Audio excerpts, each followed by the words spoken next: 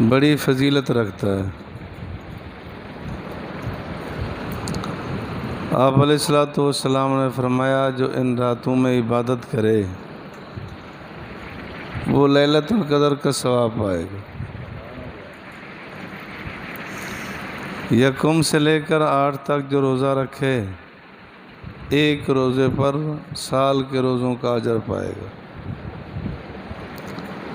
9 ذوالحجہ کا روزہ رکھنے سے 2 سال کے گناہ معاف ہو جائیں گے، 1 سال گزشتہ 1 سال آئندہ۔ 10 11 12 13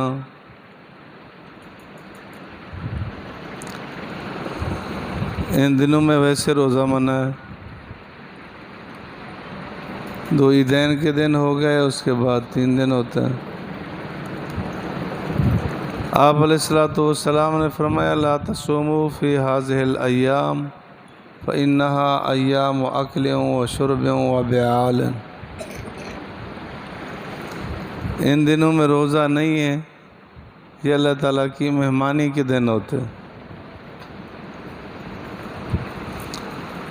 بعض لوگ یہ تصور کرتے ہیں کہ 10 ذوالحجہ کو میں روزہ رکھ لوں گا اور اپنے قربانی کے گوشت سے افطار کروں گا۔ یہ تصور ہی غلط ہے۔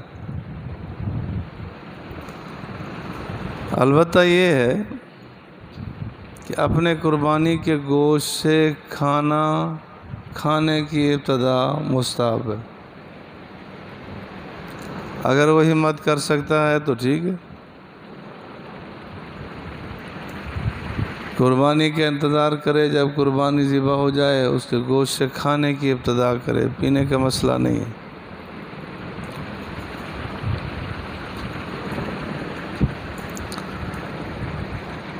اسی طرح حدیث پاک میں آتا ہے کہ جس کی قربانی ہے اس کے لیے مستحب یہی ہے کہ ان 10 دنوں میں قربانی کرنے تک نہ ناخن کاٹے نہ بال کاٹے۔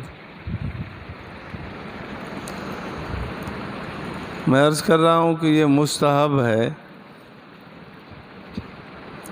مستحب پر اگر کوئی نہ کر سکے تو تان و تشنیع نہیں ہوتی، لان تان نہیں ہوتی۔ اتنے تک بھی جملے سننے میں آئے ہیں کہ اگر کسی نے ناخن کاٹ لیے تو آگے والا کہتا ہے تو بے دین ہے۔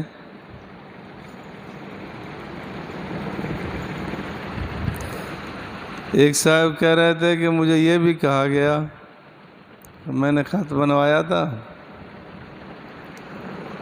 تو مجھے کہا گیا کہ تو دین دشمن آدمی ہے، قربانی کے دنوں میں داڑھی نہیں کاٹی، اوپر نیچے سے داڑھی کو سیٹ کروایا۔ تو ایسے جملے مستحب پہ نہیں کہے جاتے، احتیاط چاہیے۔ اگر کوئی اس پر عمل کر سکتا ہے تو کرنا چاہیے، بڑا اجر ملے گا، حجاج اکرام سے مشابہت ہو جائے گی۔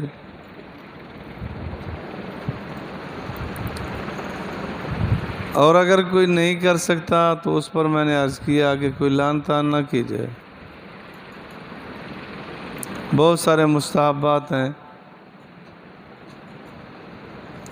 کئی سارے تو ایسے احباب ہیں کہ جن کو ناخن کاٹنے کا مستحب طریقہ نہیں آتا، ان پر کتنا لان تان ہوتی ہے۔ ہونا چاہیے،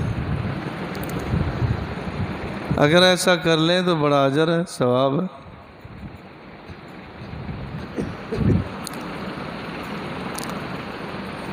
قربانی اپنی طرف سے کرے، صاحب نصاب ہے۔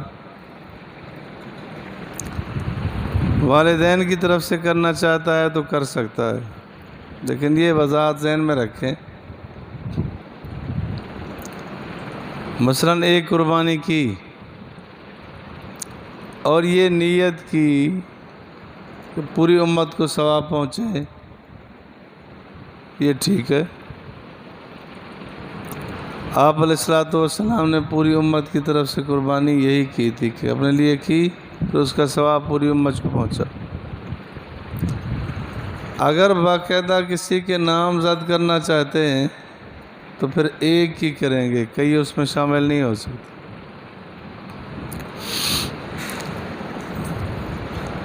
کیونکہ ایک حصہ ایک آدمی سے ہی ہو سکتا ہے۔ ایک بکری، بکرا، بھیڑ، دمبا ایک کی طرف سے۔ بڑے جانور میں جو 7 حصے ہوتے ہیں وہ ایک آدمی سے کم نہیں ہوگا، کہ مثلا 6 حصوں میں تو 6 آدمی ہیں، ایک حصے میں 2 آدمی شریک ہیں، تو نہ ان 2 کی ہوگی نہ باقیوں کی ہوگی۔ 2 بھائیوں نے پیسے جمع کرائے کہ جی اکٹھی کر لیتے، تو ایسی قربانی نہیں ہوگی، ایک کی متعین ہوگی۔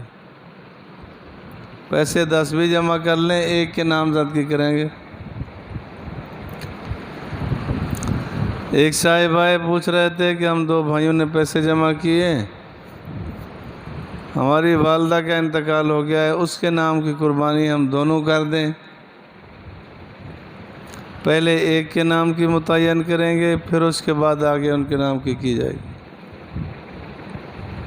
دونوں کہیں کہ آدھی میری آدھی تیری، ایسی نہیں ہوتی۔ اصل بنیادی چیز یہی ہے کہ قربانی ہوتی ہے زندہ کرنے والے کی طرف سے، آگے والے کو ثواب پہنچ رہا ہے، ان کے نام کی قربانی کی جائے، ہو جائے گا، اجر ملے گا۔ قربانی میں جو گوشت کے تقسیم میں سستی ہوتی ہے وہ نہ ہو۔ اگر 7 آدمی شریک ہیں تو تول تول کے گوشت برابر برابر دیے جائے۔ اگر ایک کو زیادہ ایک کو کم چلا گیا تو یہ سود ہوگا۔ تھوڑی سی بے احتیاطی سے نقصان ہو جاتا ہے، اس لیے احتیاط کر لیجئے۔ اگر کسی کو سرے پائے دیتے ہیں ٹھیک ہے، اس کو گوشت کم کر دیا جائے تو وہ اور جنس کہلاتی ہے، اتنا کم ہو جائے گا، کوئی حد نہیں۔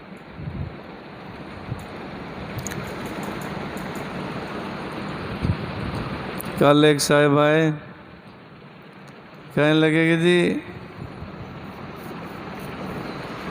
میں قربانی کرنا چاہتا ہوں، جانور ہے ہمارا، میری ایک بیٹی ہے جو بتا رہے تھے غالباً فیصل آباد یا کدھر، میں نے ایک مولوی صاحب سے پوچھا، اس نے کہا کہ وہ وہاں موجود ہوگی تو قربانی ہوگی، اگر جانور کے پاس نہ آئی تو قربانی نہیں ہوتی۔ تو اصل اس مولوی صاحب بیچارے کو ناواقفیت تھی اس مسئلے سے۔ آپ علیہ الصلوۃ والسلام نے حضرت فاطمہ الزہرا کو فرمایا تھا کہ اگر اپنے جانور کے پاس آ جاؤ تو اچھی بات ہے،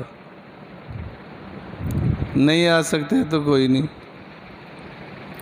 تو جانور کی قربانی کرنے والے اگر موجود ہیں تو خصوصاً مردی، اگر عورتیں باپردہ کا مسئلہ ہے تو ٹھیک ہے، نہ آئے تو کوئی حرج نہیں ہوتا، اتنا ہے کہ ان کو اطلاع ہو، وہ کہیں ٹھیک ہے میری قربانی کر دی جائے تو قربانی ہو جائے گی، وہ موجود ہو یا نہ ہو۔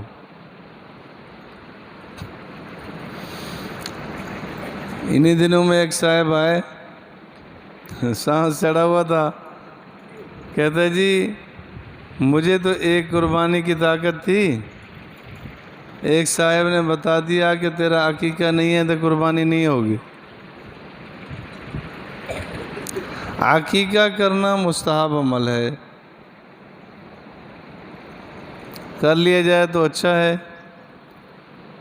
بچہ آفات سے مصیبتوں سے بچ جائے گا۔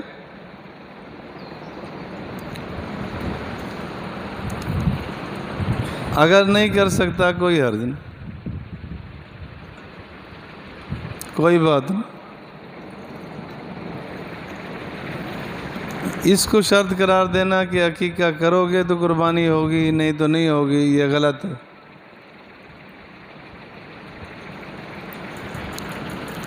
اسی طرح کچھ لوگوں نے یہ بھی کہہ رکھا ہے کہ حج اس کا ہوگا جس کا عقیقہ پہلے ہوا ہو، یہ بھی غلط روایات بات ہے، ایسی کوئی بات نہیں، کر لے نہ کرے مستحب عمل ہے،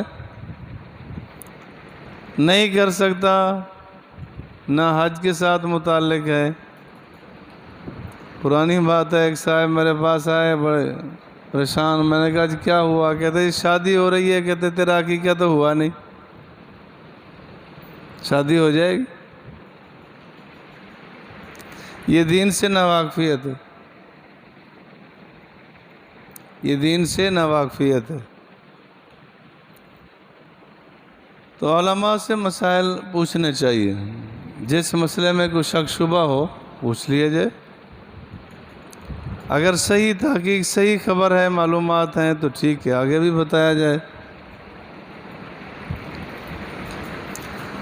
ذبح کرنا اگر خود جانتا ہے تو اچھی بات ہے، اپنا کام خود کرے گا، اجر زیادہ ملے گا۔ اور ذبح کرنا اگر نہیں جانتا تو کسی سے ذبح کروا لے، یہ شرط نہیں ہے کہ خود ذبح کرے گا تو قربانی ہوگی، تو نہیں ہوگی۔ یہ بات بھی یاد رکھنا، قربانی ہے حضور علیہ السلام کا طریقہ، ہمارے لیے تو حجت تب بنانا، لیکن قربانی واجب ہے، قربانی صاحب نصاب پر واجب ہے، لازم ہے۔ حضور علیہ السلام کا لب و لہجہ دیکھیں کہ آپ علیہ السلام نے فرمایا جس پر قربانی بنتی ہے صاحب وسعت ہے، وہ قربانی نہیں کرتا تو ہماری عیدگاہ کے قریب بھی نہ آئے۔ کیا مطلب؟ اس سے سنت ثابت ہوتی۔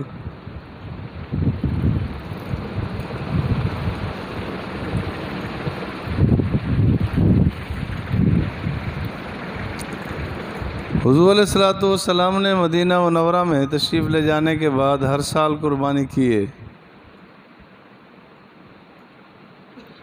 کرنی چاہیے۔ تو صاحب نصاب پر قربانی واجب ہے، قیامت کا قرب ہے، فتنوں کا دور ہے، ہر آدمی آج کل اپنا منچا دین بتاتا ہے، آگے والا بھی اپنے آپ کو وسعت ظرف سمجھتے، کہتے ہیں ہاں سر بالکل آپ کی بات بھی ٹھیک ہے، ایسا بھی ٹھیک ہے، ایسا بھی ٹھیک ہے۔ اپنی ذات کے بارے میں تو آپ جو بھی کریں، لیکن دین کے بارے میں ایسی رائے نہ دیا کر۔ دین آپ کا محتاج نہیں ہے کہ آپ رائے دیں گے تو دین بنے گا، دین بن چکا۔ تو قربانی واجب ہے، صاحب نصاب پہ لازم ہے، کبھی بھی اس کو محض سنت سے نہ ٹال دینا۔ وہ جی سنت ہے، کر لو، نہ کرو کوئی نہیں، کوئی بات نہیں۔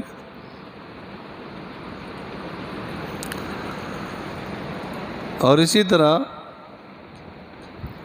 جس طرح گائے کی قربانی، بالکل اسی طرح بھینس کی قربانی جائز ہے۔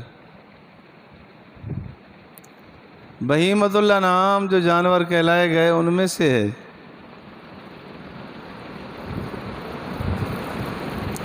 اگر نہ جس سے یہ لوگ بھینس کی حلت حلال ہونا ثابت کرتے ہیں، وہ روایت کون سی ہے؟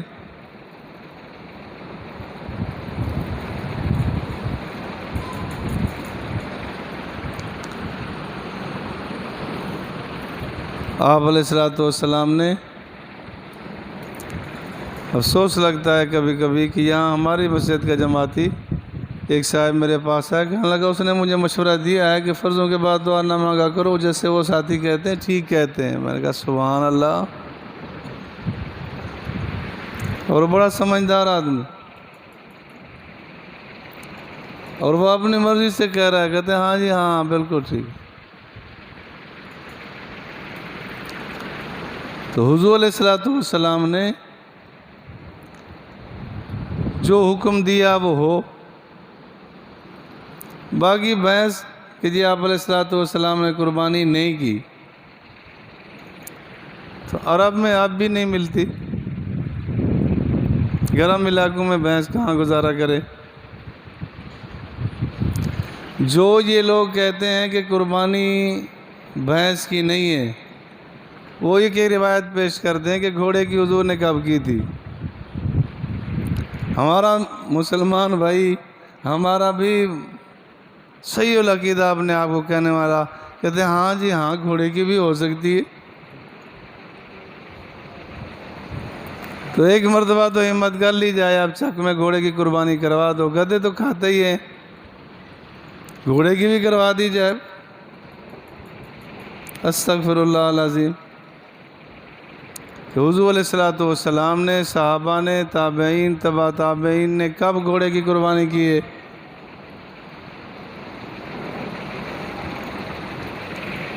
کوئی ایک موقع بتایا جائے کہ حضور علیہ السلام نے قربانی کے موقع پر گھوڑا ذبح کیا، کھایا جاتا تھا، جب منع کر دیا گیا ہمیشہ کے لیے منع ہو گیا۔ دودھ اسی کا پیا جاتا ہے، گائے گوشت اسی کا کھایا جاتا ہے، بڑے تقاضے کے ساتھ کہا جاتا ہے گوشت کٹے کا لانا ہوگا، اور جب موقع آیا قربانی کا، البقر والجاموس سواء، فقہا نے یہی جملے لکھے۔ اس وقت یہ مشورہ دینے لگتا ہے، کہتا ہے نہیں نہیں نہیں۔ پھر تو ہندو سے بھی موافقت کر لی جائے کہ وہ کہتے ہیں گائے کی قربانی نہیں، کہتے ہیں ہاں جی ہاں نہیں ہونی چاہیے، کہ وہ بھی ہمارے مسلمان بھائی ہیں، نہیں تو انسان بھائی تو ہیں۔ دینیات کے بارے میں محققین کے بغیر بات نہیں کرنی چاہیے، کہ جو علماء محققین ہیں وہ بات تو کریں، ہر آدمی اپنی اپنی رائے دینے لگے، یہ غلط ہے، غلط سوچ ہے۔ اسی طرح تکبیرات تشریق 9 ذو الحجہ کی صبح کی نماز سے شروع ہوتی ہے، 13 کے عصر تک ایک مرتبہ کہنا واجب ہے بس، اللہ اکبر اللہ اکبر، لا الہ الا اللہ واللہ اکبر اللہ اکبر وللہ الحمد، صرف ایک مرتبہ، ایک سے زیادہ کہنا خلاف سنت ہے، نہ کہی جائیں گے۔ مرد ذرا آواز سے کہیں گے، عورت بغیر آواز سے کہے گی، اور ہر فرض نماز کے بعد یہ واجب ہے جماعت سے پڑھے یا الگ پڑھے۔ اس میں غفلت ہو جاتی ہے کہ جماعت سے تو کبھی ہو جاتی ہے، الگ پڑھیں تو تکبیرات رہ جاتی۔ تو اس حوالے سے، دینیات کے حوالے سے محققین علماء سے پوچھا جائے، اپنی طرف سے رائے نہ دی جائے۔ اللہ مجھے اور آپ کو دین کی سمجھ دے۔ جی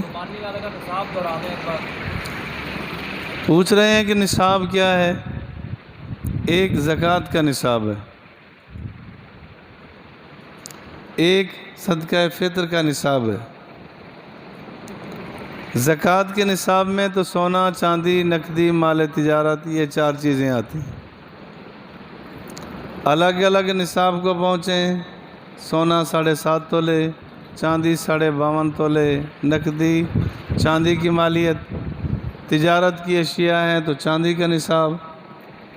تو جس پر زکوٰۃ واجب ہے، قربانی بھی واجب ہے۔ اگر الگ الگ نہیں تو مل کر بھی نصاب بنتا ہے، 1 تولہ سونا، 1 تولہ چاندی، چاندی کا نصاب بن جائے گا، اس پر بھی زکوٰۃ واجب ہے، قربانی بھی واجب ہے۔ ایک ہے کہ سونا چاندی نقدی مال تجارت سے ہٹ کر ضرورت سے زائد اشیاء اتنی ہیں جن کی مالیت 52.5 تولے چاندی کی بنتی ہے، تو اس پر قربانی واجب ہے، صدقہ فطر بھی واجب، زکوٰۃ نہیں ہوتی۔ تو جس پر قربانی نہیں ہے وہ اس ملامت سے کرنے لگے کہ لوگ کیا کہیں گے، واجب قربانی نہیں کی، یہ کرے گا بھی تو نہیں ہوگی، اس نے تو لوگوں کے لیے کی نا، اللہ کے لیے تو کی نہیں۔ جیسے آپ نے مسئلہ سنا ہے کہ اگر کسی نے صرف گوشت کی لالچ میں کی کہ گوشت اپنا گھر کا بن جائے گا تو قربانی نہیں ہوتی، تو صدقہ فطر کے نصاب کا مالک ہو یا زکوٰۃ کے نصاب کا مالک ہو، قربانی اس پر واجب ہے۔ اس کے اندر کری جا سکتی ہے، جیسے ایک سے لے کے 7-8 تک جی پھر آپ کی پڑھی جا سکتی ہے، اللہ اکبر اللہ اکبر، یہ 9 تاریخ سے شروع کر دیں، 9 تاریخ کی صبح سے پہلے تو اس کی اپنی شریعت ہو جائے گی نا۔ حضور علیہ الصلوۃ والسلام کا طریقہ شریعت یہی ہے کہ 9 کی صبح سے شروع کرے، باقی سارا دن سبحان اللہ سبحان اللہ سبحان اللہ، اللہ اکبر اللہ اکبر اللہ اکبر تسبیحات پڑھے، لیکن یہ طریقہ حضور علیہ الصلوۃ والسلام نے جو بتلایا وہ اس کو وہاں پابند رکھا جائے گا۔